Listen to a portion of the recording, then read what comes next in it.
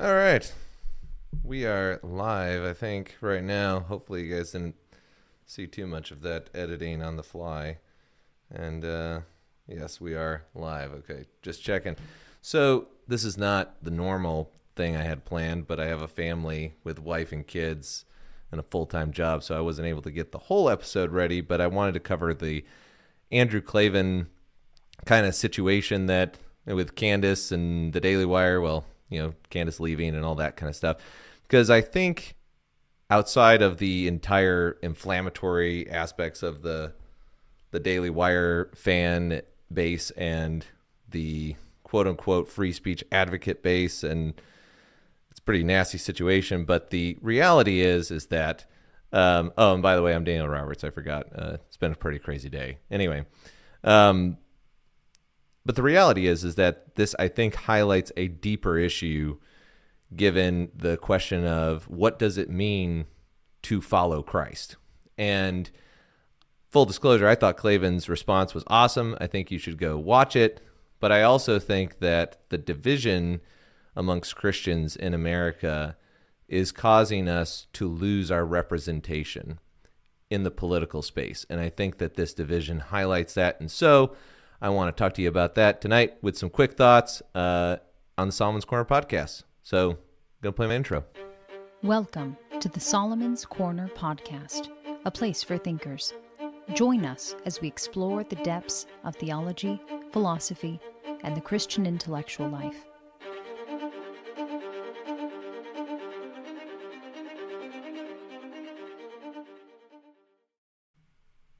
All right, welcome back. So anyway, just full disclosure, I also do all of this stuff at the same time. Now, the guys at the Daily Wire, they got a whole team.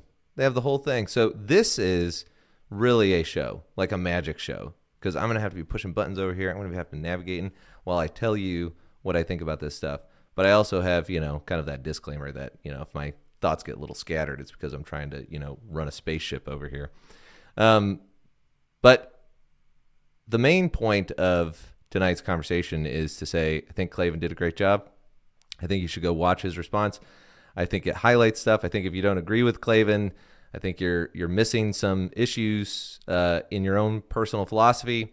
And the main thing, just in summary, I think, is that Candace and what's going on at the Daily Wire is more of a HR issue than it is a free speech issue.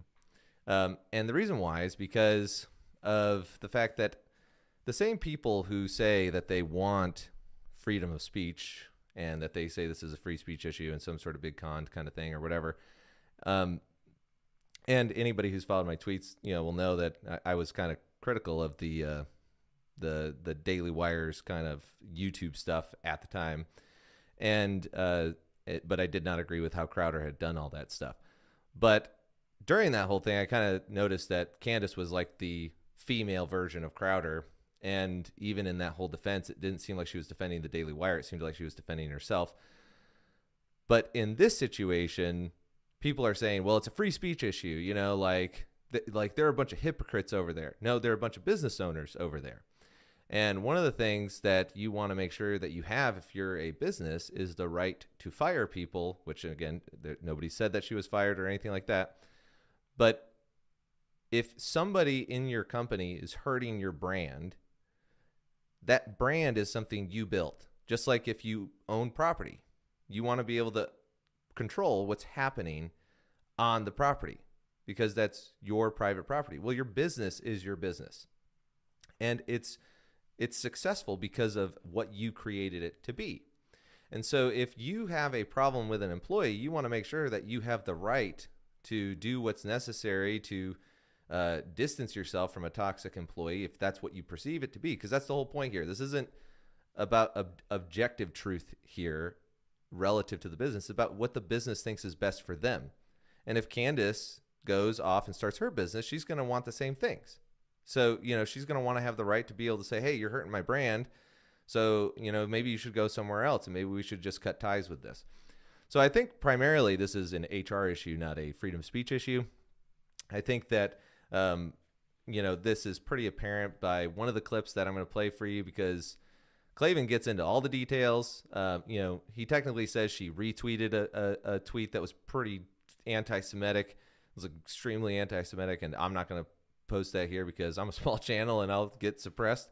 So you can go watch Klavan, who's got a larger platform on that. But this is what he said, just to kind of highlight just some of the problems. And imagine if this is your business and you've got an employee who's going viral saying this kind of stuff, and you're a Christian. You don't even have to have it be the same issue. Just some issue that you feel would be toxic to your brand. Just listen to this. With all honesty, I don't even know who Rabbi Shmuley is. I have no idea. I didn't look him up. I haven't seen anything from him. She's complaining about him. Fine. You don't like a rabbi? You're allowed not to like. You're allowed not to like Ben. You're allowed not to like anybody you don't like. If you can spell it out for me, what the problem is.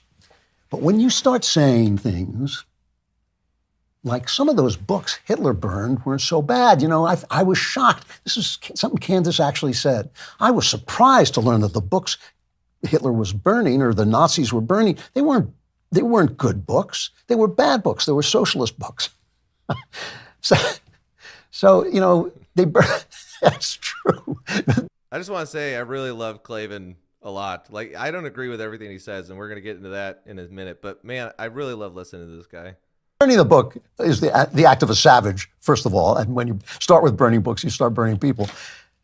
But they burned Joseph Conrad, one of my favorite writers, Kafka, Hemingway, Jack London, and yes, some socialists, some of whom were extremely talented and some of whom were extremely interesting, like Karl Marx is an extremely interesting writer with whom I deeply, deeply disagree, but I don't burn his books because I'm not a savage. When you start saying that, that's a dog whistle. I'm sorry. I know it's a leftist phrase. I know they use it, randomly with anything you say. I understand all of that. Still,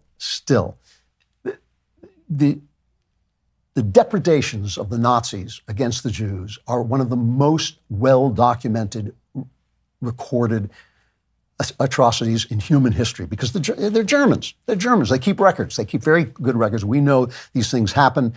They weren't burning books. They also hated Einstein because his science was Jewish science. They hated Mendelssohn, one of their great composers, because his music was Jewish music. That's the way they thought. It's lunacy. It's lunacy to think that way.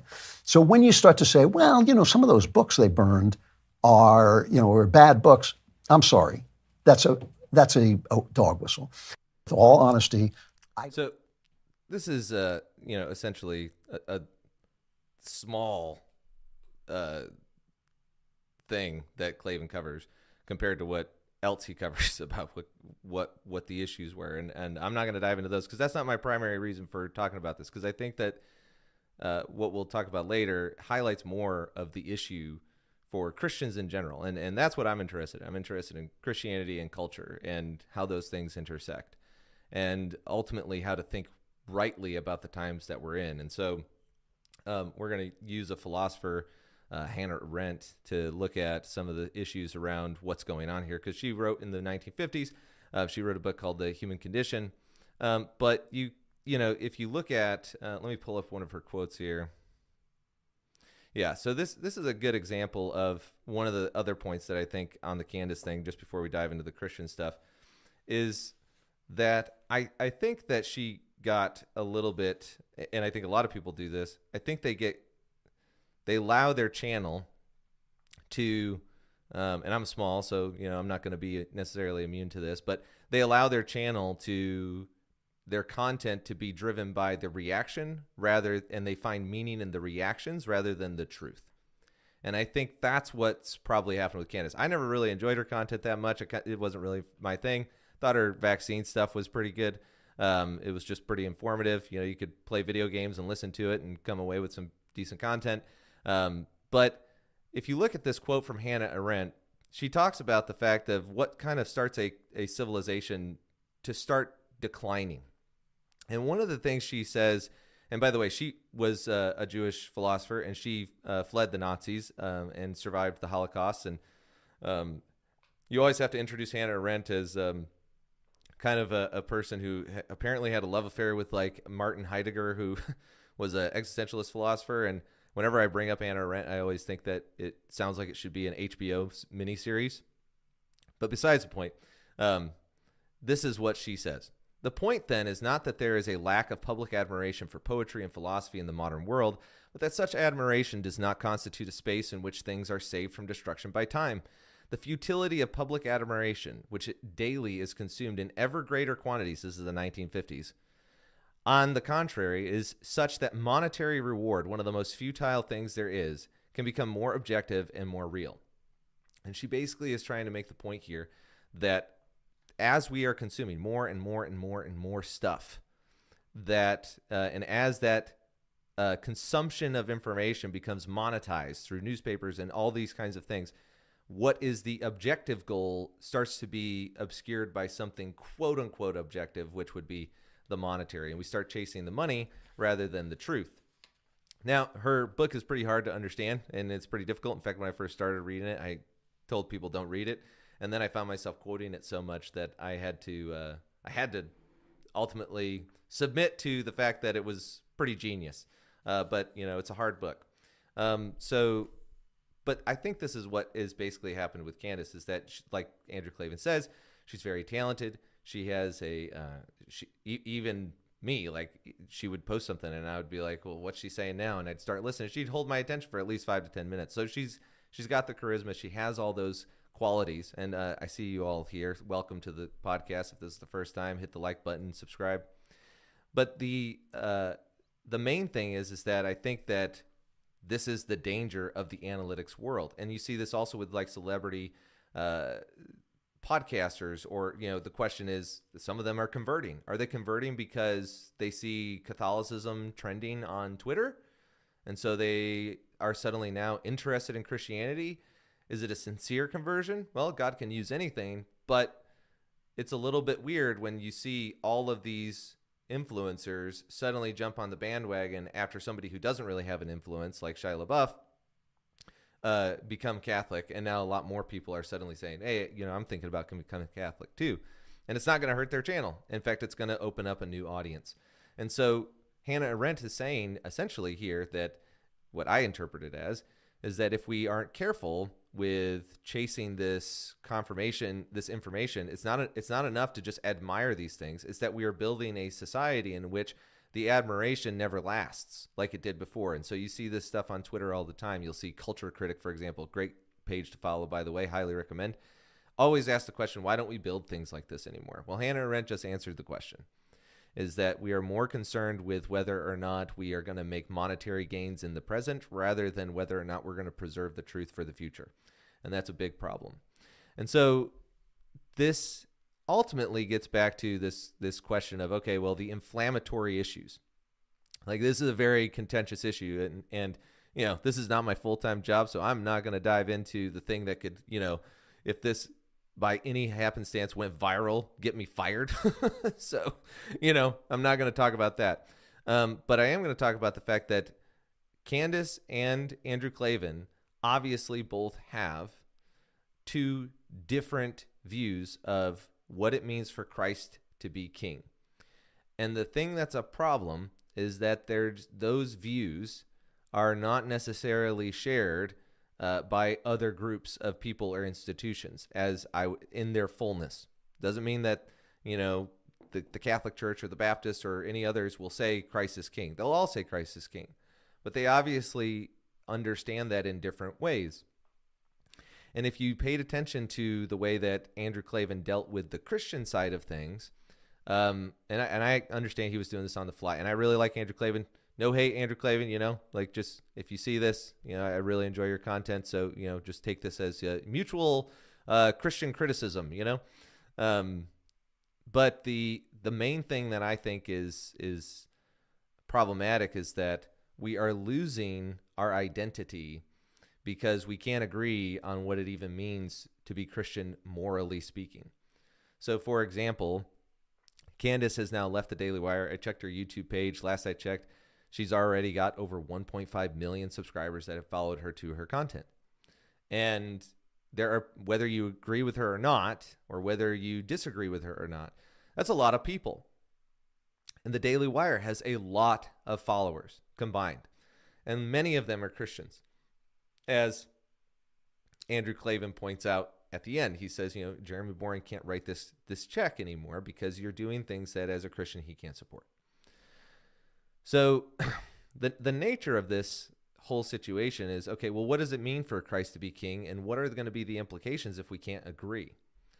And what I mean by that is this. So take a look at this clip that Andrew Klavan says about why he doesn't think that Ben Shapiro and Jordan Peterson need to convert because God has them right where he wants them. My friend, Ben Shapiro.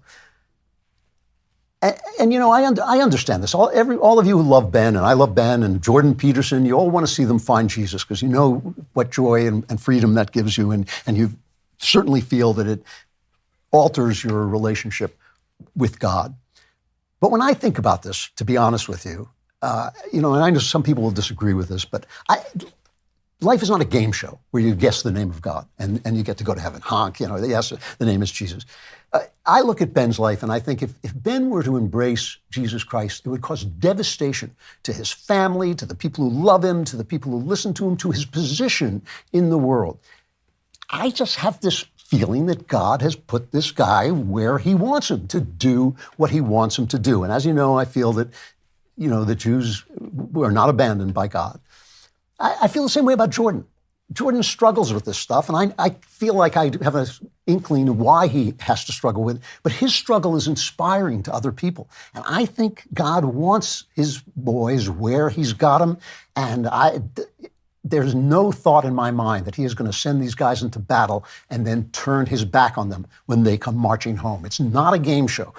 Christ is love, Christ is truth, Christ is the logos of the moral order. You follow love, you follow truth, you follow the moral order. You will find yourself ultimately at Jesus Christ's door. I don't worry about Ben and Jordan Peterson one little bit. And so when you spit Christ the King at them to insist that they have been rejected by the one who sent them to do the work that they're doing, no. Now,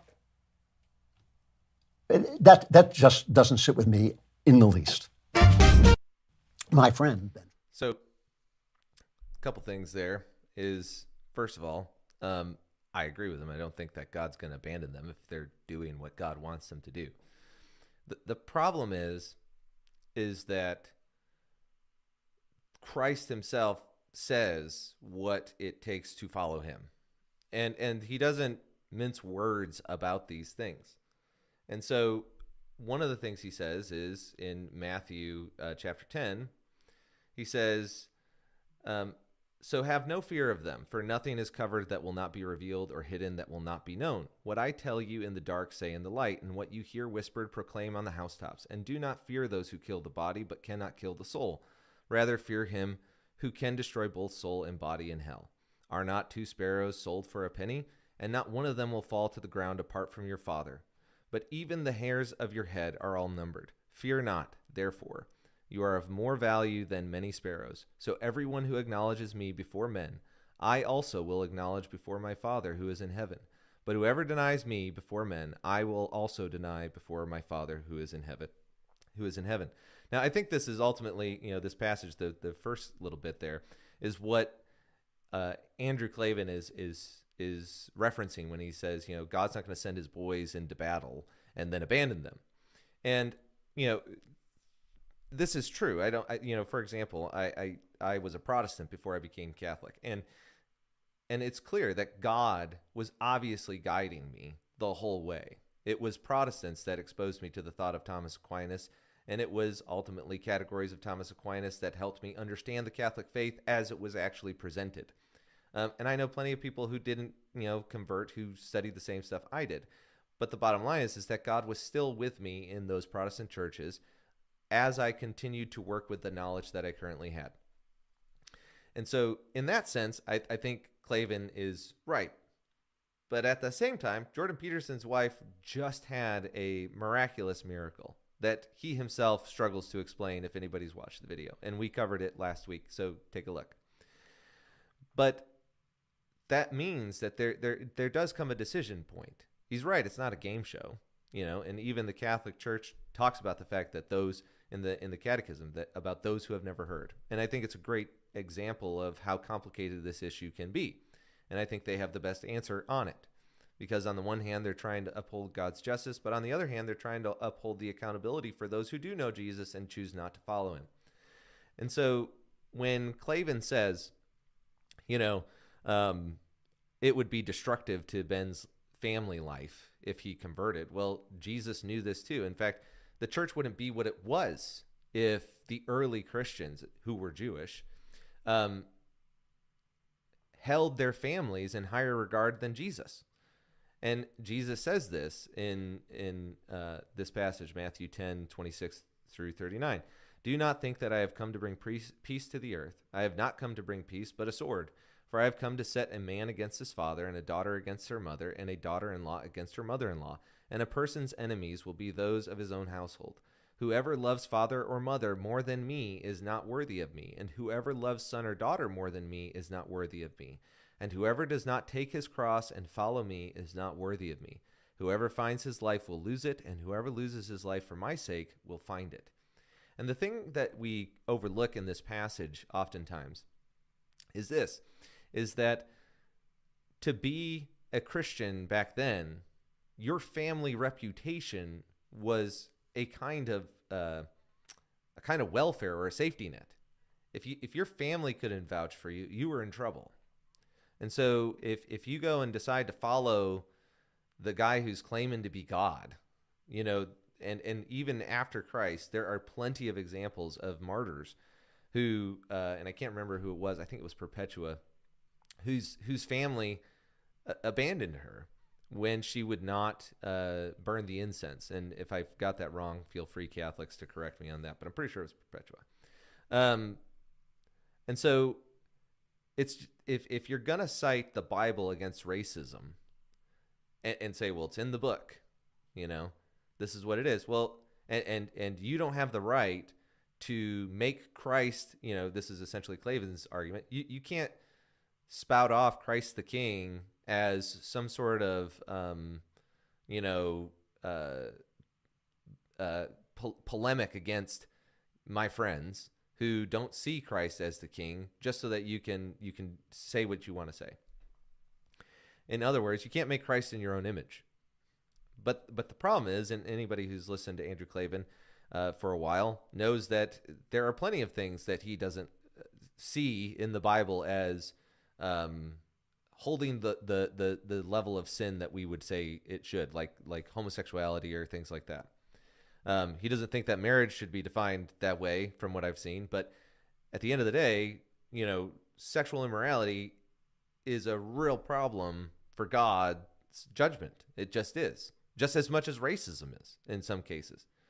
And so you can't say, well, God hates racism, but he's okay with this, with homosexuality over here. It's just not a consistent position, which gets to the question of, okay, well, what are we actually dealing with here then?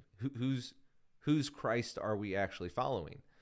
And earlier last week, Ted Cruz came out and supported IVF. He's a Southern Baptist guy. And then Russell Brand comes out and he says, which denomination should I be baptized in?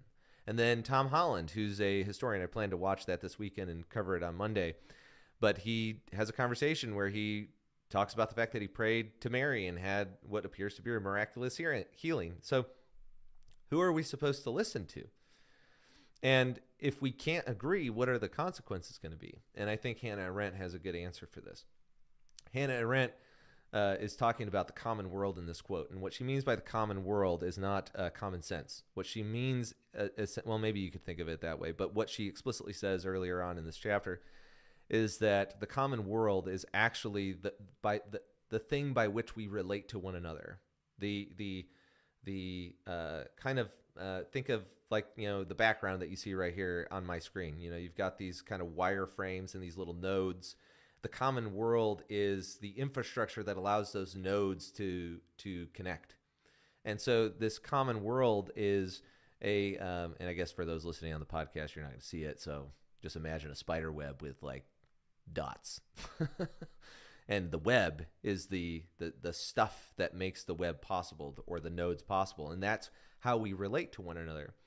And so what she's going to say here is that under conditions of a common world, in other words, a common fabric, reality is not guaranteed primarily by the common nature of all men who constitute it. Meaning, it's not enough for us to just have the Imago Dei and therefore we're all going to just arrive at the truth by virtue of that thing. We all have the potential to perceive that, but we're not going to necessarily have it just by virtue of us having a common nature. Any more than the common nature of a dog makes all dogs dig bones and bury them in the yard. If you've ever had a dog that doesn't do that, I've always thought that was kind of weird. I did have dogs that didn't do that. But anyway, so the common nature of all men who constitute it, but rather by the fact that differences of position and the resulting variety of perspectives notwithstanding, everybody is always concerned with the same object. If the sameness of the object, and this is the important part, think Christ is king as the object in this discussion. If the sameness of the object can no longer be discerned, no common nature of men, least of all the unnatural conformism of a mass society, can prevent the destruction of the common world, meaning that fabric that holds us all together, which is usually preceded by the destruction of the many aspects in which it presents itself to human plurality. She goes on to say, this can happen under conditions of radical isolation, where nobody can any longer agree with anybody else, as is usually the case in tyrannies. And we'll come back to that quote in a second, but I want to just highlight this. Social media, everybody knows, is isolating. And, even now, I'm like covering a story and I don't even have to leave my house to go talk to Andrew Klavan and get the scoop.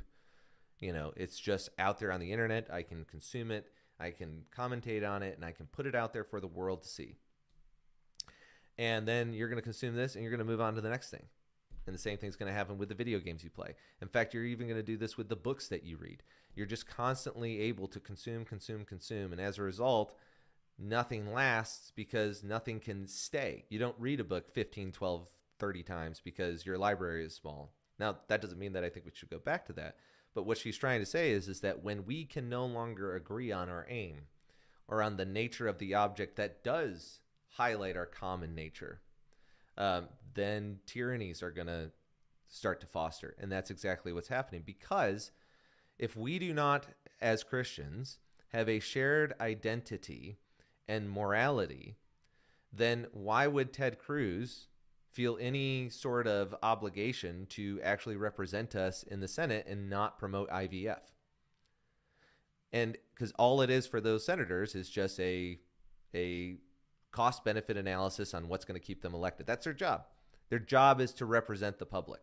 But if we can't unite publicly over what it means to be a Christian, in other words, Andrew Klavan says that homosexuality and that the church kind of needs to be a little bit softer on this issue and it's ultimately not that big of a deal. And over here, Candace is saying, I think that there's all this crazy stuff going on in Israel and kind of, I'm not saying it's this, but it could be that, Well, then now Christianity becomes an uncertain bet for politicians, and we will no longer get any representation. If we can't agree, nobody's going to represent us.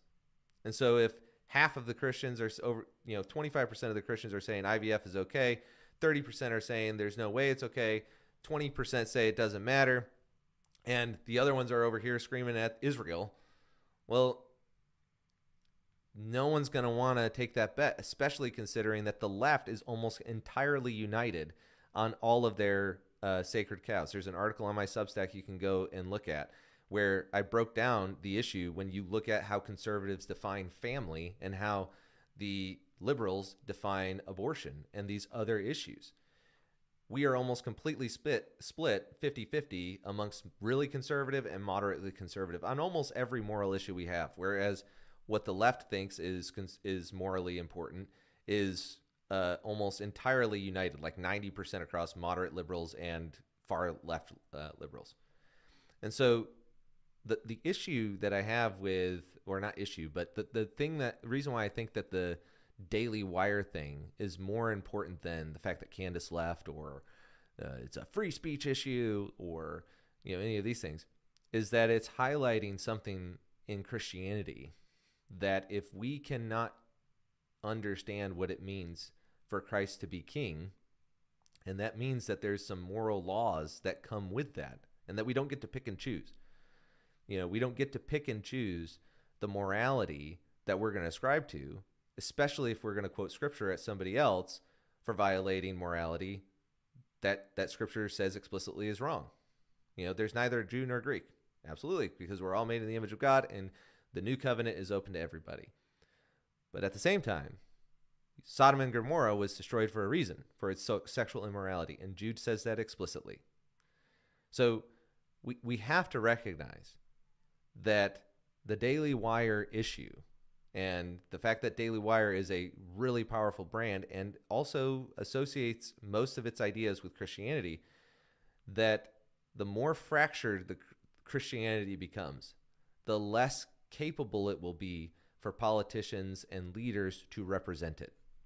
So the question becomes, okay, well, yeah, but if we can't agree on the same object, then what is going to actually cause us to agree?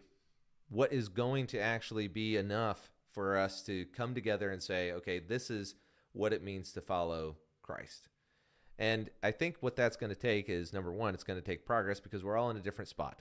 That part, Andrew Klavan's absolutely right. Jordan Peterson's in a different spot. Andrew Klavan's in a different spot. I'm in a different spot. You're in a different spot. And this is what Hannah Arendt is saying, is that it's not enough for us to have common nature because ultimately we have different experiences, which is why the object has to be definable so that we can interpret our experiences through that object.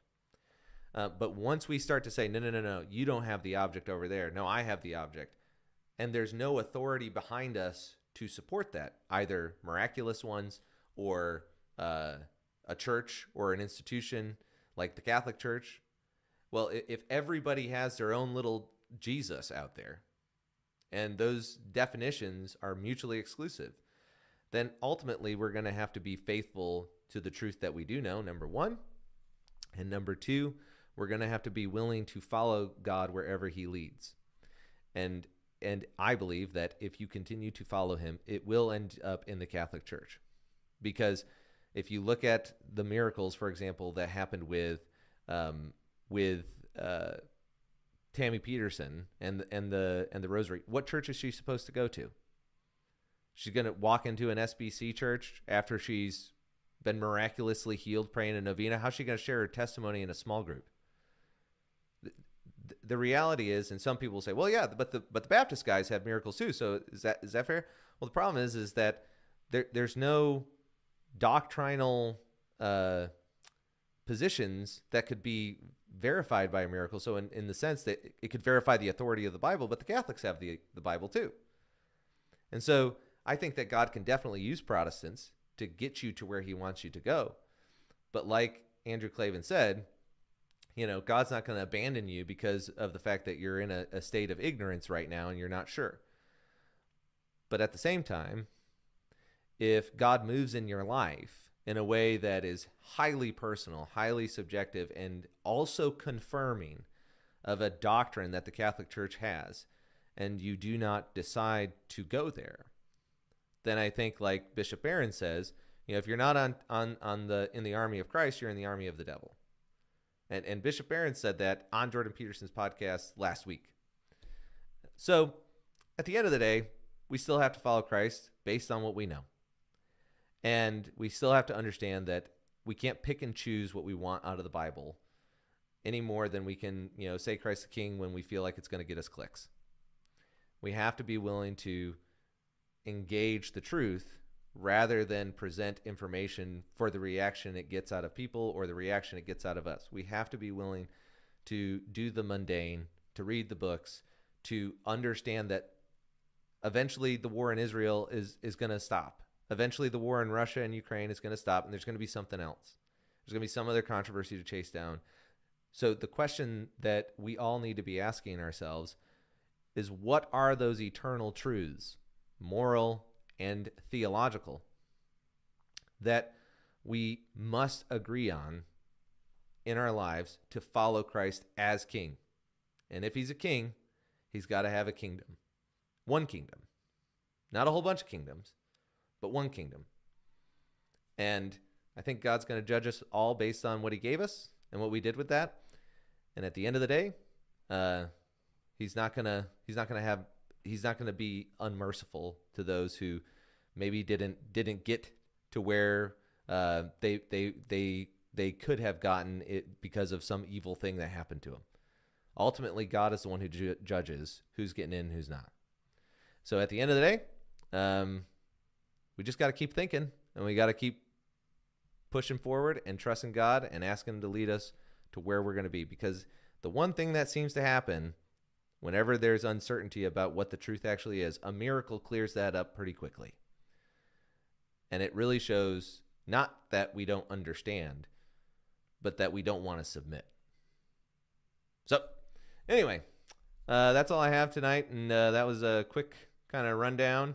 It went a little longer than I thought, but I really enjoyed talking to you all. And if you liked this video, make sure you subscribe and follow me on Twitter, ToMysticDan. And I'll see you next time. Keep thinking. If I have an outro. It's dead. I don't have my outro, so I'm just gonna have to end. This is what happens when you're on your own. Anyway, have a good night, everybody.